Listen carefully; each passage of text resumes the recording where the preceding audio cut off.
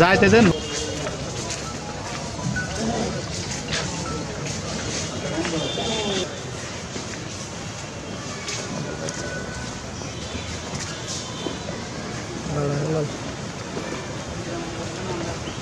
আজকে বিজ্ঞ আদালতে আসামিদের পরীক্ষার জন্য দিন ধার্য ছিল। আসামিদেরকে পরীক্ষা করা হয়েছে। আসামি পরীক্ষা অন্তে তারা নিজেদেরকে নির্দোষ দাবি করেছেন। বিজ্ঞ আদালত তাদের বক্তব্য শুনেছেন, তাদের কোনো বক্তব্য আছে কি না সেটা শুনেছেন, এবং আমরা জিজ্ঞাসাবাদ করেছি রাষ্ট্রপক্ষ থেকে তিনি ছাপাই সাক্ষী দিবেন কিনা আসামিরা। তিনারা বলেছেন যে না, আমরা কোনো ছাপাই সাক্ষী প্রদান করব না।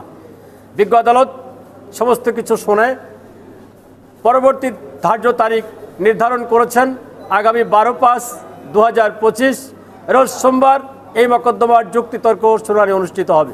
আমরা আশা করছি যুক্তিতর্ক শুনানি অন্তে অল্প সময়ের মধ্যেই এই চাঞ্চল্যকর হত্যা মামলার সুফল মাগুরাবাসী পাবে বলে আমি দৃঢ়ভাবে বিশ্বাস করি।